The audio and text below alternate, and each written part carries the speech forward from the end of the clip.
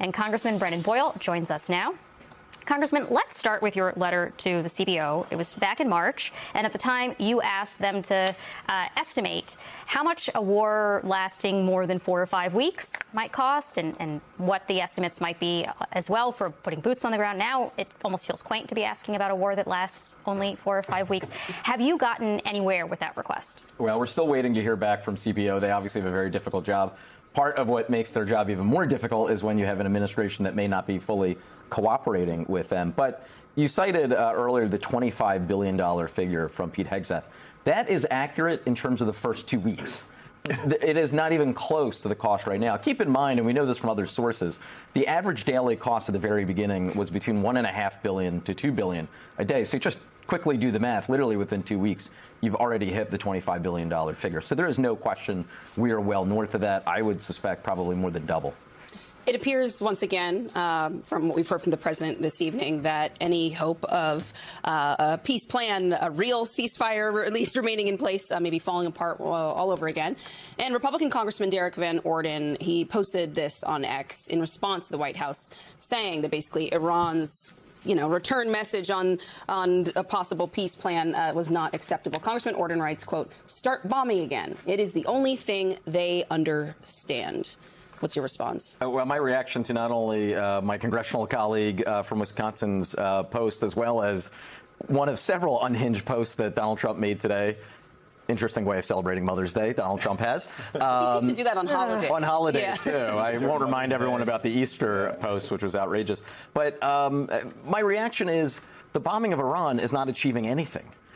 We've actually lost. Of course, we see that every day when we look at gas prices now north of an average of $4.50 a gallon, when they were literally, under $3 a gallon February 28th. Here we are 2.5 months later.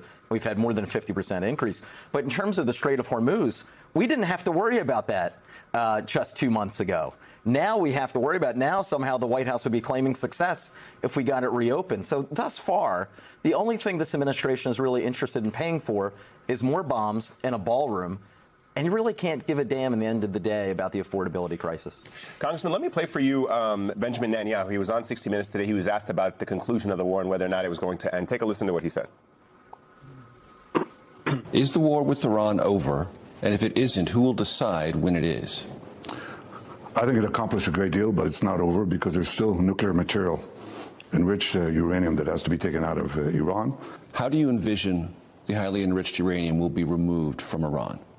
You go in and you take it out. With what? Special forces from Israel? Special forces from the United States?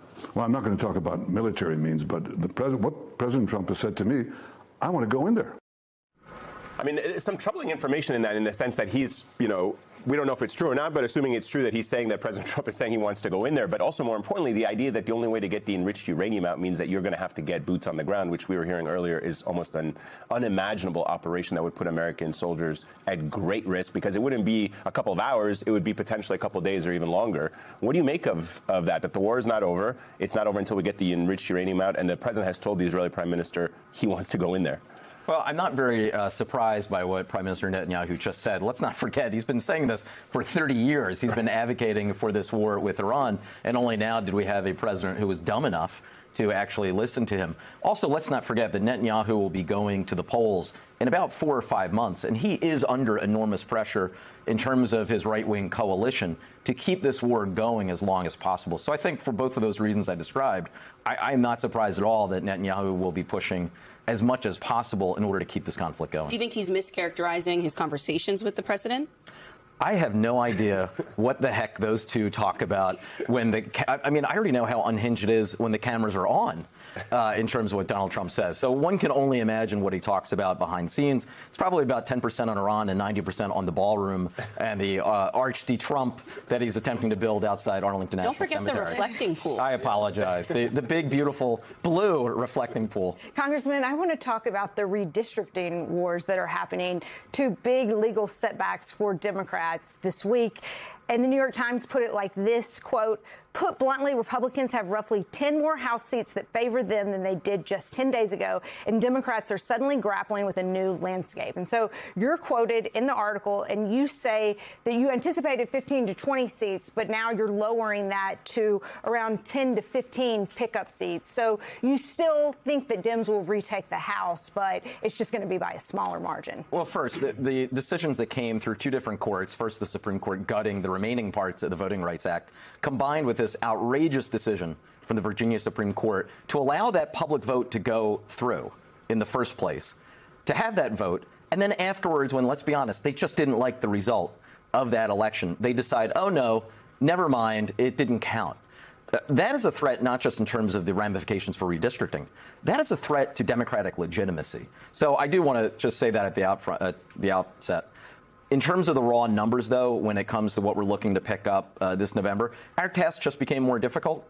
However, I still think, if the election were held today, we probably do win back the House. I said, as you quoted in that article, I think it'd be a pickup of 10 to 15 seats. We need 3 in the end in order to pick up the majority. But that said, this is still going to be a dogfight, and we're dealing with a White House that will pull out all the stops and resort to any and every last trick to deny us a victory. So, Congressman, before we go, I heard you name-check the Ballroom a couple of times. I can tell you are eager to talk about it. Last week, the Republican-controlled Senate Judiciary Committee requested $1 billion in funding for apparently security-related purposes for that Ballroom that Trump, of course, said would cost taxpayers nothing. I want to have our viewers watch a little montage about the evolving price tag for this Ballroom. I will build a ballroom free of charge. We'll probably have some donors or whatever, but it's about $200 million. I think it'll cost $250 million. It's going to cost right in the neighborhood of $300 million. In July, the White House said that it would cost $200 million.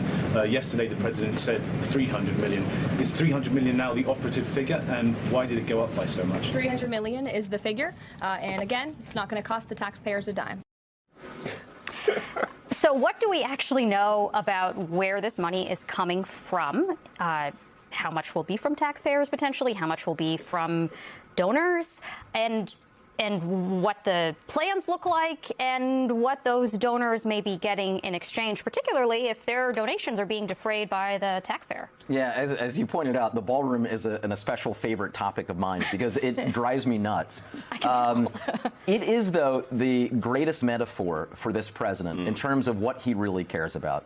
To the rest of the American people who are paying higher gas prices, who are losing their health care, who are paying higher food prices, let them eat cake. I don't care. I'm President Trump, and I apparently have 1 to 2 meetings every single day about this damn stupid Ballroom. And now the idea that we, the taxpayers, would have to fork out $1 billion for Trump's vanity project, it is an absolute disgrace. I will say this, though. I predict it actually doesn't pass Congress. Not because my Republican colleagues are going to suddenly grow a backbone and stand up to this president, but I think they recognize it is so deeply unpopular that with their already small majority, I think they'll have a very difficult time getting the votes necessary in order to ultimately pass this. But do you worry that, like, because of the lesson they may have just learned from what happened in Indiana, where don't say no. Right? If you say no to the president, I mean, he's going to come and get you back. And if he is so in love with this Ballroom, he would be highly motivated to come get them back. It's obviously one of the very few things he cares about. It's a very fair point, and I would share that worry. However, I will say this. Once we get beyond these primary elections, for about a dozen to 2 dozen House Republicans, their concern becomes a general election, which is increasingly looking more difficult for them. So that's where I think they'll actually have the difficulty getting the vote. I don't want to let you leave without asking you about your colleague from Pennsylvania, Senator John Fetterman. Are you concerned that he could potentially flip and become a Republican, and have you spoken to him about that? I was afraid you were going to bring up the Knicks Sixers. So I'm more than happy to talk about Fetterman instead. Look, it's a realistic concern, I grant you. That said, I'm not a psychologist. I'm not a psychiatrist. I'm not going to spend every day worrying or obsessing over the allegedly Democratic senator from Pennsylvania. All right, well, we're going to bring you back to Democratic senator from Pennsylvania. I think that just gave us Are you going to run? Are you going to run against him? I'm looking forward to being the next chairman of the House Budget Committee. All right, great. That wasn't a no. Congressman Brendan Boyle, good to have you here.